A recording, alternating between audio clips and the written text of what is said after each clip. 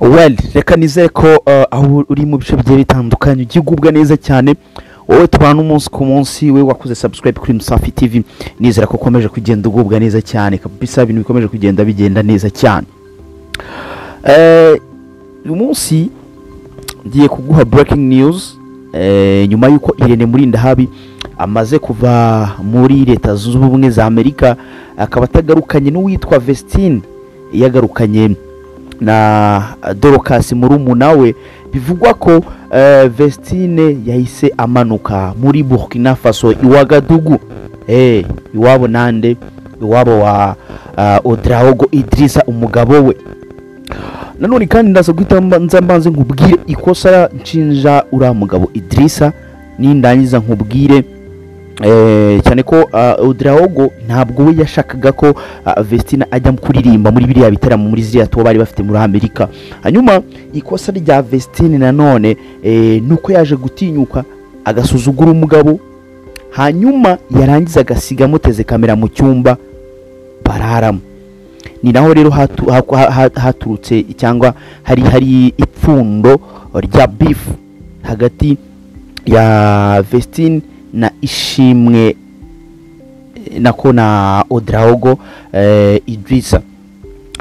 Ibi uraza guhita wibaza ntese giye ariko ari giye bibayeho byagenda gute. Abangaba twabamenye mu ndirimbo nyinshi zigiye zitandukanye, Vestine na Dorcas twagiye tumenagura Yebo, Ibuye ryo Kwizera, Emmanuel ndetse n'izindi nyinshi zigiye zitandukanye.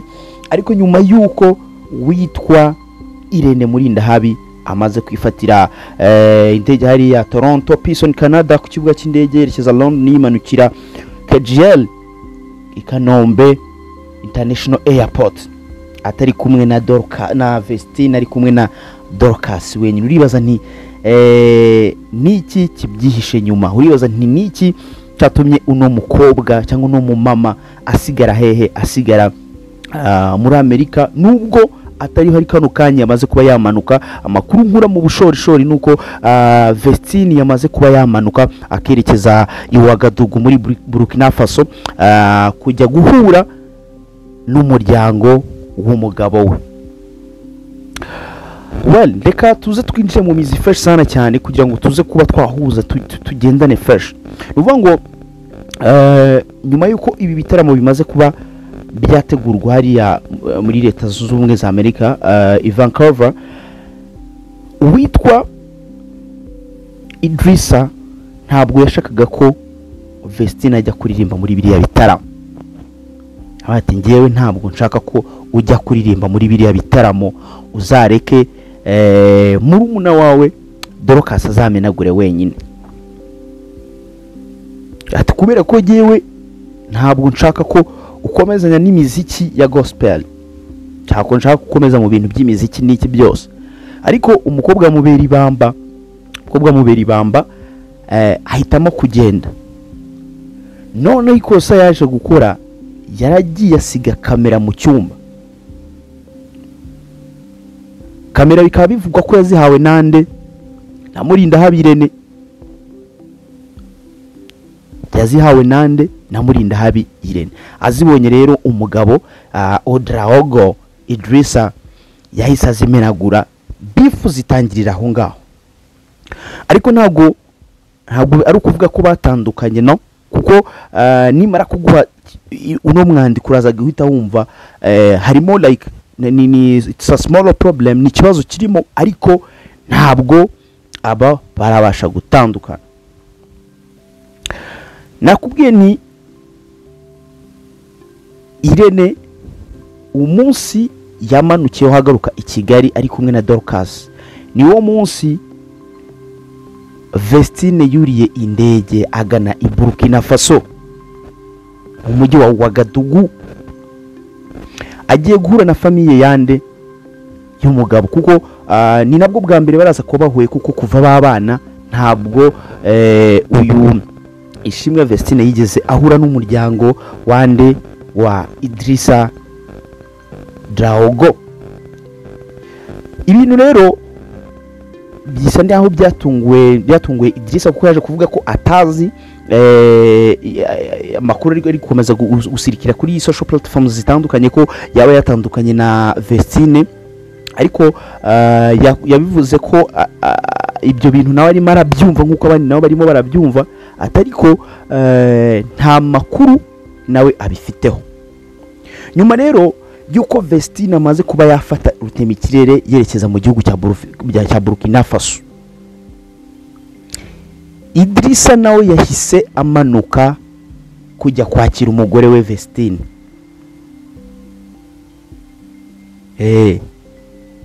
Idrissa yahise agira gute? Yahise amanuka nawe kujya kwakira kujya kwakira Vestine hariya mu mujyi wa Ouagadougou muri Burkina Faso, amwereke famille, amwereke ba tante, amwereke iki.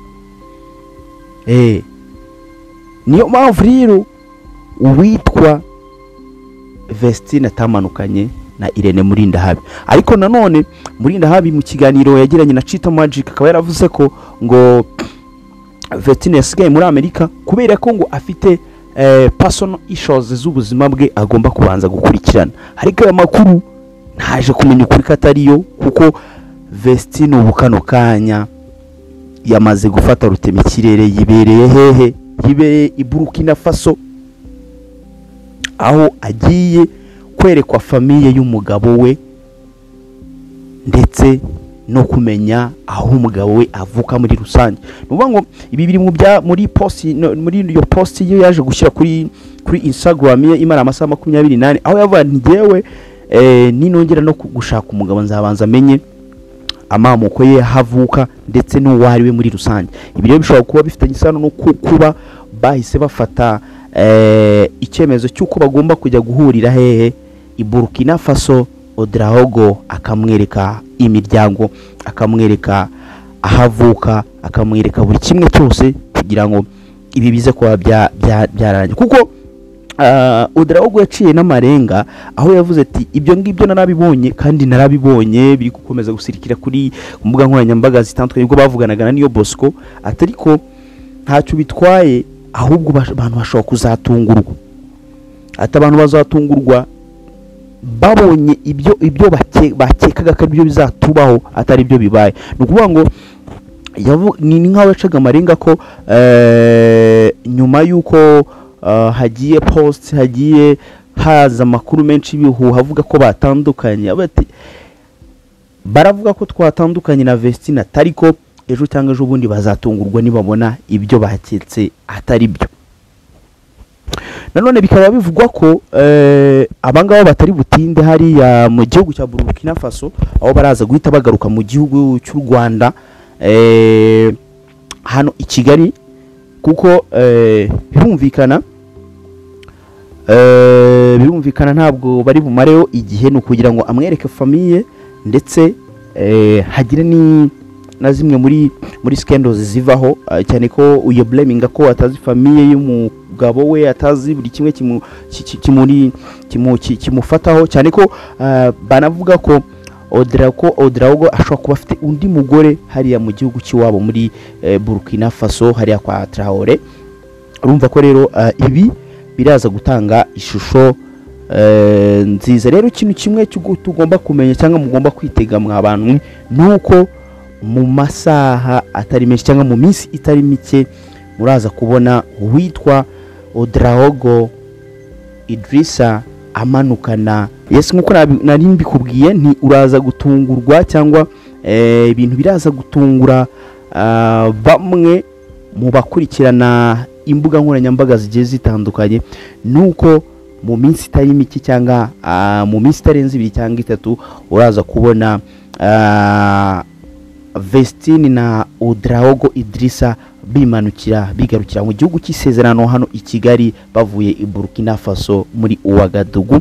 Bakaba ari byo bintu nakubwira uraza kuba watungurwa nabyo, nyuma yuko Irene Murindahabi we agarukanye na murumuna wa Vestine Dorcas, cyane ko binavugwa ko bashobora no kuzaririmba mu gitaramo cya Israel Mbonyi. So urumva rero ko akazi gakomeje kuba akazi. So nuko nayo niyo makuru nabashe kuba nagutohoreza pole. Reka nkomeze rero kwifuza kugira ibihe byiza cyane, ari nako nkomeza kugusaba gukora subscribe, like na share kugira ngo tujye tubana mu biganiro byinshi mbanagiye ngutegurira hano kuri Msafi TV. Ngiye nkuko bisanzwe ya Call Me ayo Safi Tiger.